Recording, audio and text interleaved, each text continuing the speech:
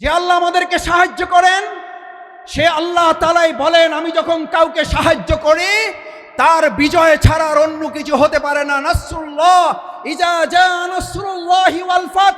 কারণ আমার সাহায্য যেখানে যায় গোটা দুনিয়া তার বিপক্ষে থাকলেও বিজয় ছাড়া তার কিছুই হয় না। আজ বাংলাদেশে আল্লাহর সাহায্য এসেছে, গোটা কোরআনের রাষ্ট্র কায়েম হওয়া ছাড়া পূর্ণাঙ্গ বিজয় আমাদের হতে পারে না। আমাদের পূর্ণাঙ্গ বিজয় কি? আমাদের পূর্ণাঙ্গ বিজয় শুধু একজন এমপি হওয়া নয়, আমাদের পূর্ণাঙ্গ বিজয় শুধুমাত্র একজন মন্ত্রী হওয়া নয়, আমাদের পূর্ণাঙ্গ বিজয় শুধুমাত্র একজন রাষ্ট্রপতি হওয়া নয়, আমাদের পূর্ণাঙ্গ বিজয় শুধু একজন প্রধানমন্ত্রী হওয়া নয়, আমাদের পূর্ণাঙ্গ বিজয় শুধুমাত্র ইসলামী দল ক্ষমতায় যাওয়া নয়। আমাদের পূর্ণাঙ্গ বিজয় হচ্ছে আলা লাহুল খালক ওয়াল আমর, সৃষ্টি যার, আইন চলবে তার। আমার ভাইয়েরা, সৃষ্টি যার, আইন চলবে তোমার। আইন চলবে কার? আইন চলবে কার?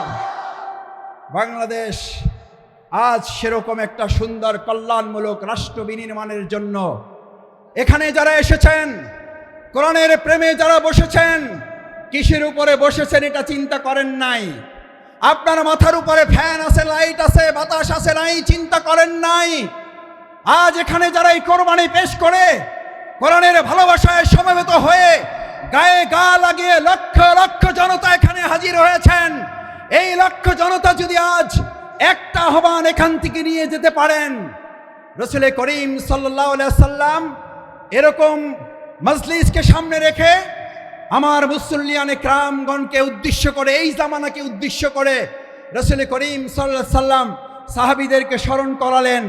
দুর্ভোগ হচ্ছে সেই মানুষের জন্য, ভালো করে খেয়াল করুন, দুর্ভোগ হচ্ছে সেই মানুষের জন্য, দুর্ভোগ হচ্ছে সেই মুসলিমের জন্য, দুর্ভোগ হচ্ছে সেই কোরআন প্রেমিকের জন্য যে আল্লাহকে ভুলে গিয়ে নিজেকে নিয়ে ব্যস্ত হয়, যে আল্লাহকে ভুলে গিয়ে নিজেকে নিয়ে ব্যস্ত হয় এবং সে নিজেকে নিয়ে ব্যস্ত হতে গিয়ে দুনিয়ার সব কিছু থেকে বঞ্চিত হয়ে যায়। আমরা কি দুনিয়া থেকে বঞ্চিত হয়ে নিজেকে নিয়ে ব্যস্ত হব না আল্লাহকে নিয়ে ব্যস্ত হব? এই কোরআনকে আগামী দিনের সংসদে যদি পাঠাতে হয়, তার জন্য আমাদের 2024 সালের জুলাই আগস্টের তরুণ যুবকেরা যারা জীবন বাজি রেখে উই ওয়ান্ট জাস্টিসের স্লোগান রেখেছিল, সেই উই ওয়ান্ট জাস্টিসের স্লোগান বাস্তবায়ন কি মানুষের তৈরি করা মতবাদ বাস্তবায়ন করতে পারবে নাকি কোরআন পারবে? উই ওয়ান্ট জাস্টিসের জন্য তরুণ যুবকেরা, আমাদের মীর মুগ্ধ আবু সাঈদরা যদি জীবন দিতে পারে, আজ তরুণ যুবক এবং আমাদের জনতাকে জিজ্ঞেস করতে চাই, আগামী দিনে কোরআনের সংসদ কায়েমের জন্য, ইসলামের সংসদ কায়েমের জন্য আরেকবার যদি জীবন দিতে হয় আমাদের, সেই জীবন দিতে আমরা কি রাজি থাকব? আমরা কি রাজি থাকব? এখন আমাদের দেশের অর্থনীতি সংস্কারের প্রশ্ন উঠছে, আমাদের দেশের রাজনীতি সংস্কারের প্রশ্ন উঠেছে, পররাষ্ট্রনীতি সংস্কারের প্রশ্ন উঠেছে। আমরা আজ সংস্কারের দায়িত্বে যারা আছেন তাদের কাছে আল্লাহ তাআলার সংস্কারের রোড ম্যাপ তুলে দিতে চাই। আল্লাহ তাআলা কোরআনে ঘোষণা করেন, ফাইম্মা ইয়াতিয়ান্নাকুম মিন্নি হুদান, আমি এই পৃথিবীতে মানুষকে প্রেরণ করে তাকে একটা রোড ম্যাপ দিয়ে দিয়েছি। এই রোড ম্যাপের মধ্যে তার রান্নাঘর থেকে শুরু করে তার সংসদ ভবন পরিচালনার পর্যন্ত সমস্ত বর্ণনা আমি উল্লেখ করে দিয়েছি। সুবহানাল্লাহ। আমার ভাইয়েরা, মহাগ্রন্থ আল কোরআনের মধ্যে যে রোড ম্যাপ আল্লাহ উল্লেখ করেছেন, ফামান তাবিআ হুদায়া, যদি এটাকে ফলো করে, যদি এটাকে অনুসরণ করে, যদি এটাকেও মেনে চলে, তাহলে আল্লাহ ঘোষণা দিচ্ছেন, কোনো প্রধানমন্ত্রী না, কোনো প্রধান উপদেষ্টা না, কোনো উপদেষ্টা বৃন্দগণ নন, কোনো জাতিসংঘের মহাসচিব নন, এক আল্লাহ সুবহানাহু ওয়া তাআলা ঘোষণা দিয়েছেন, ফামান তাবিআ হুদায়া, তাহলে তোমরা রোড ম্যাপের আসল রাস্তা খুঁজে পাবে। আমরা আজ বাংলাদেশের বর্তমান দায়িত্বে যারা আছেন তাদের কাছে মহাগ্রন্থ আল কোরআনের আহ্বান পৌঁছে দিয়ে বলতে চাই, বাংলাদেশকে যদি যথাযথ সংস্কারের মাধ্যমে তার আসল রোড ম্যাপে পরিচালনা করতে হয়, তাহলে মহাগ্রন্থ আল কোরআনের আইন দিয়ে ছাড়া মানুষের তৈরি করা কোনো চিন্তা তন্ত্র মতবাদ দিয়ে পূর্ণ সংস্কার করা সম্ভব হবে না। ভাই এবং বন্ধুগণ, আল্লাহ তাআলা বলেন যদি এটাকে ফলো করো হুদায়া, তাহলে সঠিক পথ পাবে। আচ্ছা, আপনাদের কাছে জিজ্ঞেস করি, যদি কোরআন অনুসরণ করার মধ্যে দিয়ে সঠিক পথ পাওয়ার কথা বলা হয়, তাহলে আমাদের কাছে কি এই প্রশ্ন ওঠা স্বাভাবিক নয় যে কোরআন বাদ দিয়ে যে কোনো পথ অবলম্বন করলে ওটা সঠিক নয়, ওটা গোমরাহির পথ? কোরআন যদি আল্লাহর পথ হয়, তাহলে কোরআনের বাইরে যা মত আছে, পথ আছে, সমস্ত মত এবং পথ ইবলিসের পথ। ইমানদাররা কখনো কোরআনের পথ, আল্লাহর পথ বাদ দিয়ে ইবলিসের পথে হাঁটতে পারে না। আজ আমাদের এই কোরআন দায়িত্ব দিয়েছে, ফামান তাবিয়া হুদা, তাহলে তোমরা সঠিক পথ পাবে, আসল পথ পাবে। আমাদের এই প্রিয় মাতৃভূমি বাংলাদেশ স্বাধীন হওয়ার 53 বছর পার হলেও আমরা কি অর্থনৈতিক মুক্তি পেয়েছি ভাইয়েরা? আমরা কি সাংস্কৃতিক মুক্তি পেয়েছি? আমরা কি রাজনৈতিক মুক্তি পেয়েছি?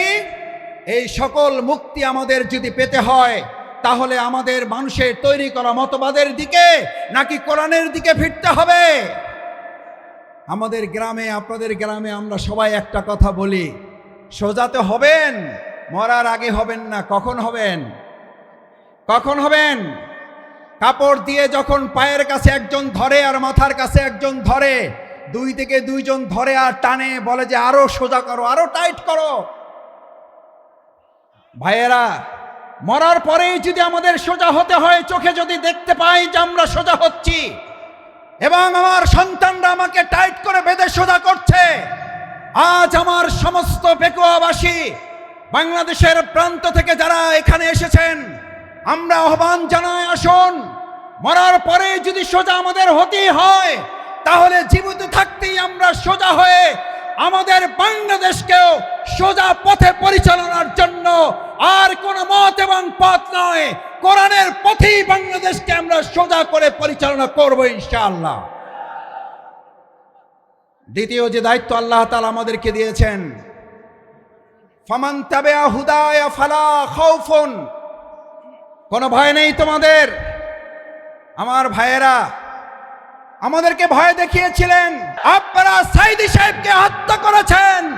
এক সাইদি রহমানুল্লাহর অনুপস্থিতিতে লক্ষ সাইদি আমাদের তৈরি হয়ে কোরআনের দাওয়াত পৌঁছে দিচ্ছে। আমাদের হত্যা করা যায়, আমাদের ফাঁসি দেওয়া যায়, আমাদের শেষ করা যায় না, আমাদের শেষ করা যাবে না।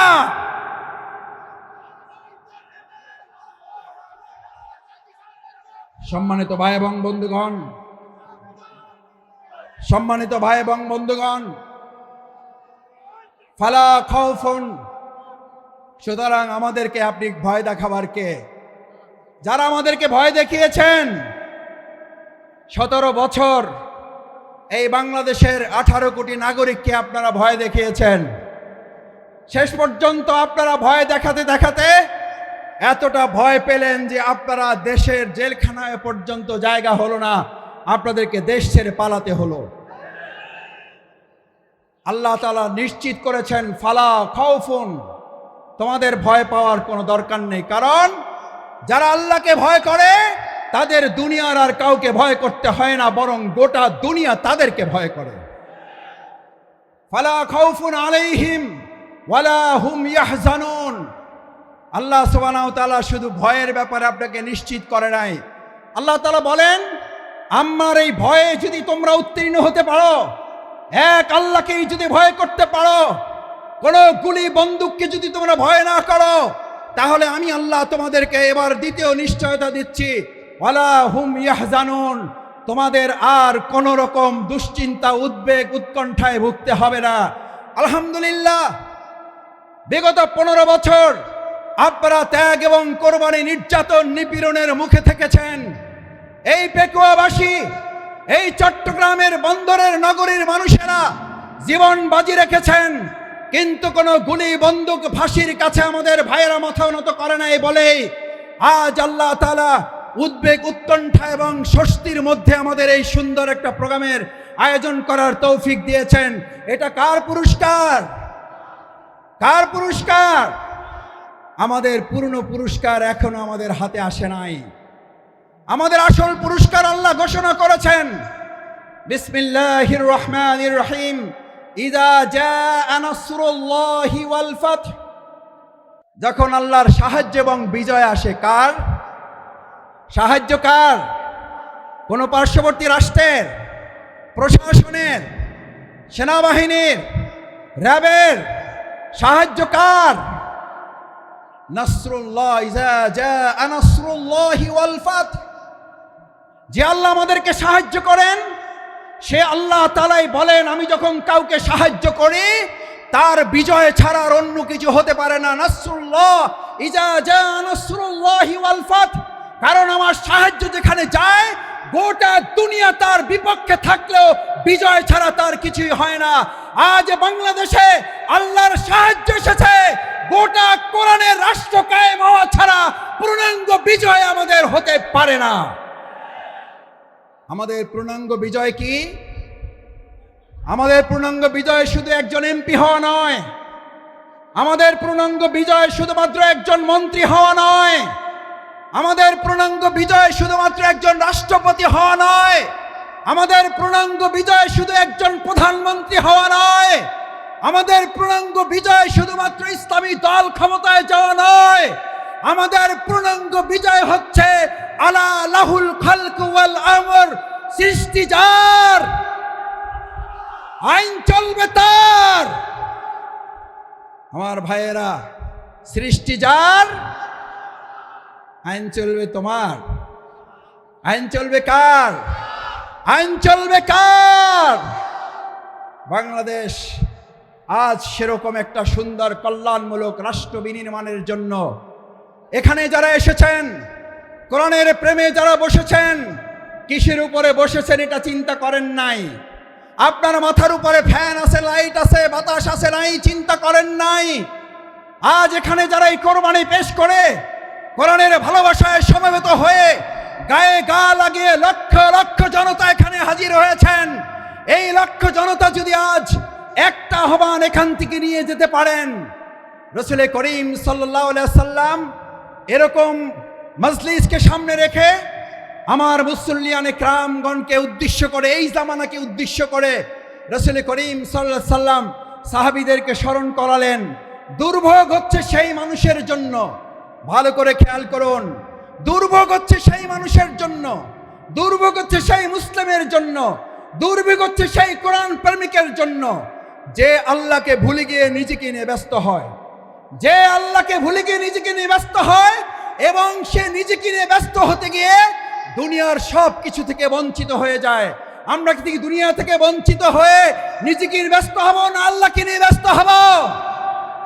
আমার ভাইয়েরা আসুন, আজ সেই কারণে রাসূল করিম সাল্লাল্লাহু আলাইহি সাল্লাম বললেন, আব্দুল্লাহ ইবনে মাসউদ হাদিসটি বলে আমার কথা শেষ করে, আব্দুল্লাহ ইবনে মাসউদ রাদিয়াল্লাহু তাআলা আন قال قال رسول الله صلى الله عليه وسلم ويقولون ما لا يفعلون।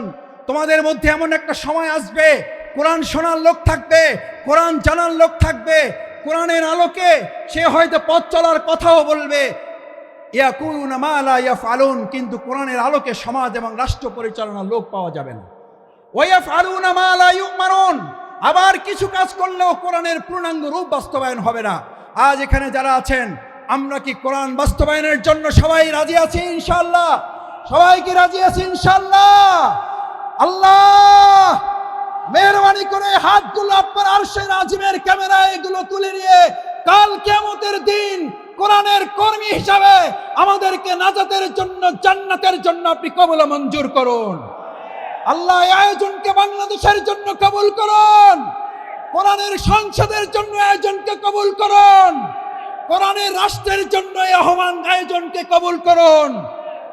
আল্লাহ সুবহানাহু ওয়া তাআলা আমাদের এই প্রিয় মাতৃভূমিকে সব ধরনের বিশৃঙ্খলা, ষড়যন্ত্র থেকে হেফাজত করুন। সকলে বলুন আমিন। আসসালামু আলাইকুম ওয়া রাহমাতুল্লাহি ওয়া বারাকাতুহু।